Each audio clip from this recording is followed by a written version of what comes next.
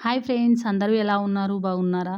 నేనైతే ఒక 1 week back అయితే హాస్పిటల్‌కి వెళ్ళాను ఫ్రెండ్స్. ఒక 4 డేస్ అయితే హాస్పిటల్‌లో అడ్మిట్ అవ్వాల్సొచ్చిందనమాట. నాకైతే ఆ 4 డేస్ చాలా నరకం కనిపించింది. నిజంగా ఆ 4 డేస్ ఏమనిపించిందంటే నాకు ఏది ఉన్నా లేకున్నా ఒక ఆరోగ్యం బాగుండి కారమన్నంతో తిన్నా సరే 3 పూటలు మంచి కూర వేసుకొని తినకపోయినా పర్లేదు. ఒక్క పూట కారమన్నం తిన్నా సరే అనిపించింది. నిజంగా చాలా నరకం ఉంటది. మనం ఒక్క ప్రాబ్లమ్ తోటి వెళ్తే వందల టెస్టులు చేస్తారు.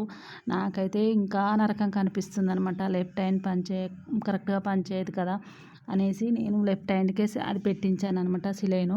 మామూలుగా ఒక రైట్ హ్యాండ్ అయినా బాగుంటే వాష్‌రూమ్‌కి వెళ్ళడానికి, కాలు పెట్టుకోవడానికి, ఏదైనా తినడానికి బాగుంటుంది కదా అనేసి ఇలా లెఫ్ట్ హ్యాండ్‌కి పెట్టించాననమాట. అస్సలు సెట్ అవ్వలేదు. స్పెల్లింగ్ వచ్చేసి ఉబ్బేసి మళ్ళీ రైట్ హ్యాండ్‌కే పెట్టాల్సొచ్చింది. నిజంగా హాస్పిటల్‌కి వెళ్తే చాలా నరకం ఉంటది ఫ్రెండ్స్. ఎవరైనా సరే జాగ్రత్తగా ఉండండి. మంచిగా హెల్త్ కాపాడుకోండి. హెల్త్‌కు మించింది ఇంకా ఏమీ లేదు. నాకు తెలిసినంత వరకైతే. గవర్నమెంట్‌కి వెళ్తేనేమో కరెక్ట్‌గా చూడరని భయం. ప్రైవేట్‌కి వెళ్తేనేమో బిల్లులతోటి. నిజంగా ఒక మిడిల్ క్లాస్ ఫ్యామిలీ రోడ్డున పడాలి అంటే ఒక హాస్పిటల్ బిల్లు చాలు ఫ్రెండ్స్. నిజంగా అంత ఘోరంగా ఉన్నాయి హాస్పిటల్ ఖర్చులు. జాగ్రత్తగా ఉండండి.